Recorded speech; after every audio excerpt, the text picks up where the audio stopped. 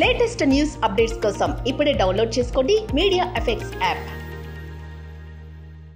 Welcome to media effects. ఉచిత bus ప్రయాణం only for ladies. ఒక ఆధార్ కార్డు కానీ ఓటర్ కార్డు కానీ లోకల్ ఉంటే వాళ్ళకు ఫ్రీ జర్నీ. మొట్టమొదటిగా ఢిల్లీలో ప్రభుత్వము ప్రవేశపెట్టింది, సక్సెస్ అయ్యారు. తర్వాత కర్ణాటక ప్రభుత్వం, తర్వాత తెలంగాణ ప్రభుత్వం, ఇప్పుడు ఏపీ ప్రభుత్వం కూడా ప్రవేశపెట్టింది. అయితే చాలా వరకు ఇంకా ఏపీ లేడీస్ అందరు ఎదురు చూస్తున్నారు ఎప్పుడు ఫ్రీ బస్సు స్టార్ట్ అవుతుందా అని. అయితే దానికి రామ్ ప్రసాద్ రెడ్డి కూడా స్టేట్మెంట్ ఇచ్చాడు. ఏమనంటే తెలంగాణలో, కర్ణాటకలో మా అధికారులు వాళ్ళతో మంతనాలు చేస్తున్నారు. దాంట్లో సాధ్యాసాధ్యాలు, లోటుపాట్లన్నీ వివరాలు తెలుసుకుంటున్నారు. దాని ప్రకారం మేము అతి త్వరలోనే మేము ఫ్రీ బస్సు కంపల్సరీ మేము ఇంప్లిమెంటేషన్ చేస్తాము.